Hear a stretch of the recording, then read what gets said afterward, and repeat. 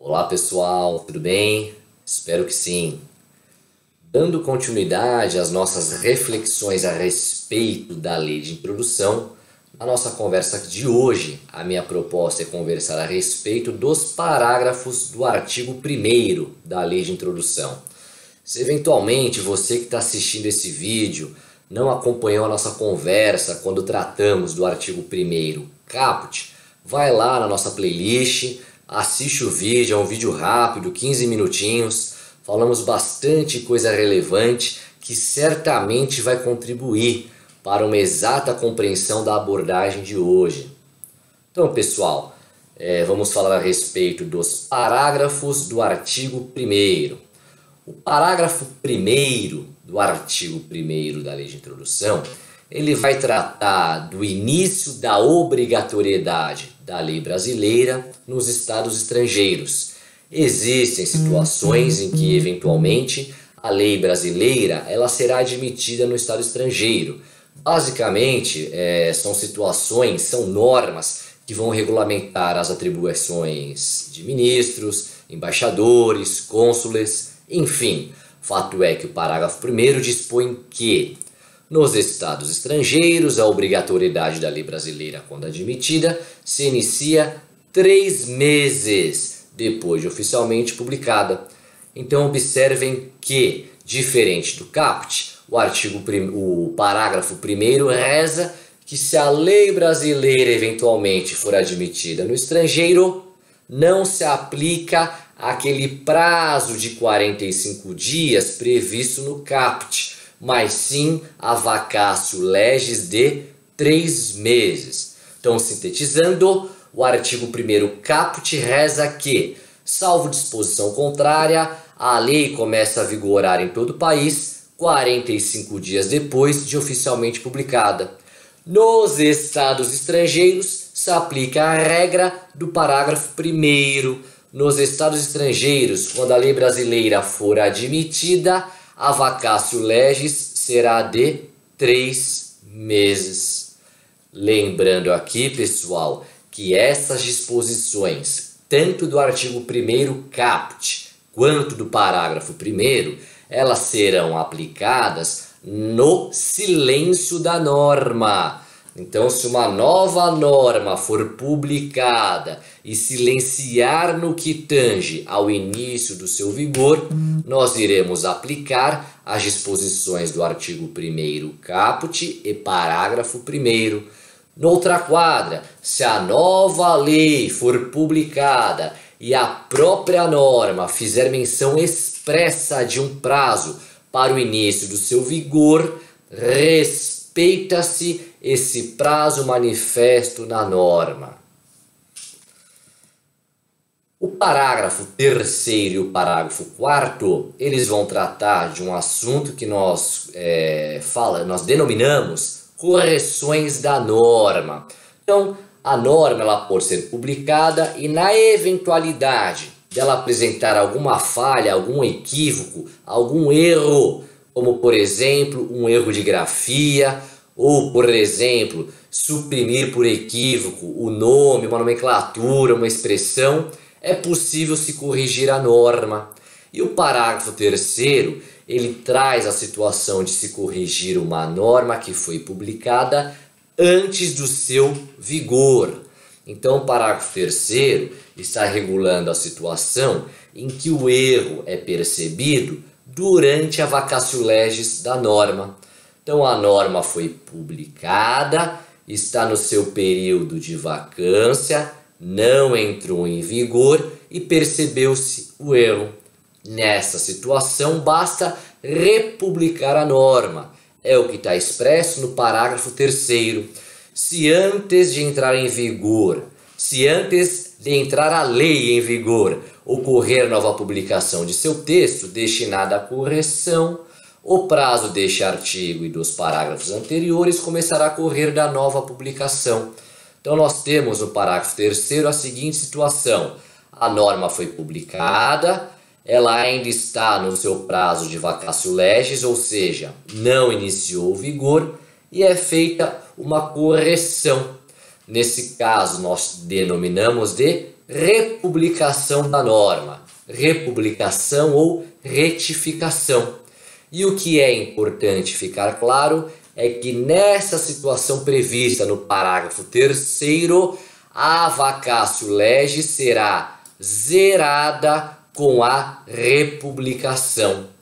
Então, exemplificando, se tivéssemos uma situação em que a vacatio legis fosse de 45 dias, então a norma foi publicada, ela está no 30º dia da vacatio legis, percebeu-se o equívoco, republica a norma sanando o equívoco, na data da republicação, o prazo da vacatio é zerado, começa a correr os 45 dias novamente. Diferentemente, é a situação prevista no parágrafo 4º. Por quê? No parágrafo 4º, a correção ela é feita após o início do vigor. E nessa situação, será necessária uma lei nova. Não basta uma mera republicação. Então, que reza o parágrafo 4º? As correções a textos de lei já em vigor consideram-se lei nova. Então, traduzindo aqui no nosso fluxograma, o parágrafo 4º está dizendo: se uma norma já está em vigor e houver necessidade de correção de seu texto, nesse caso será necessária uma lei nova, o que nós denominamos de lei corretiva. E observem aqui que será necessário observar todo o processo legislativo. Então, vai ter que ser apresentado um projeto de lei, então teremos a iniciativa, a discussão, votação, sanção presidencial, promulgação e publicação. Então essa nova lei corretiva, ela terá esse trabalho. Obviamente, pessoal, que os debates em torno dessa lei corretiva serão um debate simples, justamente porque o conteúdo da norma é simplesmente corretivo. Mas fato é que não podemos confundir a situação estampada no parágrafo 4º com a situação retratada no parágrafo 3º. No parágrafo 4º, nós precisaremos de uma lei corretiva. Já no parágrafo 3º, basta a republicação. E uma observação por descargo de consciência, meus amigos, na situação do parágrafo 4º, esta nova lei, se ela quiser, ela fará menção a um prazo de vacatio legis, ou se o legislador preferir, ele poderá mencionar na lei corretiva que esta lei entrará em vigor na data de sua publicação. Tranquilo, pessoal? Local de publicação das leis. Eu não tenho dúvida que todos, seja antes mesmo de ingressar num curso de direito, de participar da graduação, já ouviram falar que as leis, os atos do poder público, eles são publicados no Diário Oficial. Até aqui, tranquilo. Se eventualmente vocês não estão familiarizados com essas terminologias, de forma bem simples, o que significa Diário Oficial? Diário Oficial é um instrumento, é uma ferramenta de comunicação do poder público com a sociedade. Então, os poderes constituídos, o poder legislativo, o poder judiciário, o poder executivo, em observância ao princípio da publicidade, transparência, eles têm o dever de publicizar, dar publicidade, tornar público todos os seus atos. E esse é o mecanismo através do qual se torna público os atos dos poderes constituídos, dos órgãos públicos, etc., Diário Oficial. Pois bem, para normas federais, as normas federais, elas deverão ser publicadas no Diário Oficial da União. Então, tranquilo aqui, as normas estaduais, elas deverão ser publicadas no Diário Oficial do Estado. E as normas municipais deverão ser publicadas no Diário Oficial do município. Agora vejam bem, o Brasil, ele possui mais de 5.000 municípios, e temos municípios que não têm orçamento ou não há necessidade de ter um diário oficial próprio, seria um desperdício de dinheiro. Então, o que ocorre nesses municípios em que não há imprensa oficial, em que não há um diário oficial do respectivo município? Tranquilo. Na prática, como que operacionaliza isso? Os municípios que não possuem diário oficial, eles vão publicar as normas e os respectivos atos ou na imprensa local. Então, se tiver uma imprensa local, um jornal privado particular, é nesse jornal, é nesse local que a norma será publicada. Não existindo sequer imprensa local, imprensa particular no respectivo município, nós aplicaremos ou a publicação em qualquer lugar público, na prefeitura, no fórum, obviamente um local de fácil acesso, de conhecimento de toda a população, ou uma terceira possibilidade, publicar no Diário Oficial do Estado, obviamente no Diário Oficial do qual o município faça parte. E aprofundando em relação à provocação que eu fiz no vídeo anterior, em qual local do Diário Oficial a norma deve ser publicada para termos esse marco referencial? Por que eu digo isso? Porque o Diário Oficial ele vai tornar público os atos tanto do Poder Legislativo quanto do Poder Executivo e do próprio Poder Judiciário. Então, o local em que a norma deve ser publicada é no Diário Oficial do Poder Executivo. Para quem nunca manuseou o Diário Oficial, eu abri aqui o site da Imprensa Oficial do Estado de São Paulo, entre aspas, o Diário Oficial do Estado de São Paulo. E se vocês observarem, o Diário Oficial, ele tem vários cadernos, ele torna público não só os atos do Poder Executivo, mas também do próprio Poder Legislativo. Então, se vocês clicarem por curiosidade em casa no site da Imprensa Oficial, vocês verão que o Diário Oficial ele é composto de vários cadernos. Em síntese, fato é que o marco publicação deve constar do Diário Oficial do Poder Executivo. Tá?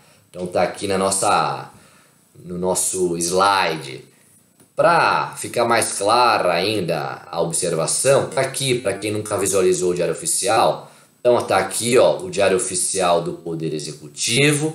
Então temos aqui uma lei complementar que foi publicada, foi a lei complementar que reformulou o sistema previdenciário no estado de São Paulo. Então tivemos aí a iniciativa, tivemos a discussão, votação, ele foi aprovado na Assembleia Legislativa, no Poder Legislativo, o governador ele sancionou, promulgou e publicou. Fato é que o marco referencial para que essa norma possa produzir efeitos na existência de vacatio legis, ou não tendo vacatio legis, o marco publicação também tem relevância. Fato é que a publicação deve ser feita no Diário Oficial do município. Perdão, no Diário Oficial do Poder Executivo. Tá? Para quem nunca visualizou, tá aqui o Diário Oficial do Poder Legislativo. Se o Poder Público quiser replicar a publicação da norma no caderno do Poder Legislativo, ele pode? Pode, mas efeito prático não tem, porque a norma deve ser publicada para fins de viabilizar o início do vigor no Diário Oficial do Executivo. E por fim, nós temos aqui um exemplo da capa do Diário Oficial do Poder Judiciário. Aqui no estado de São Paulo, nós chamamos de Diário da Justiça Eletrônico, em que torna público todos os atos do Poder Judiciário. Então, finalizando, fazendo aquela nossa provocação de praxe, No próximo encontro, eu irei falar com vocês a respeito do artigo 2º da Lei de Introdução. E nós iremos falar, dentre outras coisas, a respeito da cláusula de autorrevogação. E também iremos falar a respeito da diferença de vigência e vigor. Finalizando, eu esqueci de fazer essa solicitação no final do nosso primeiro vídeo. Se vocês estão gostando, estão conseguindo acompanhar nossas explanações, está curtindo?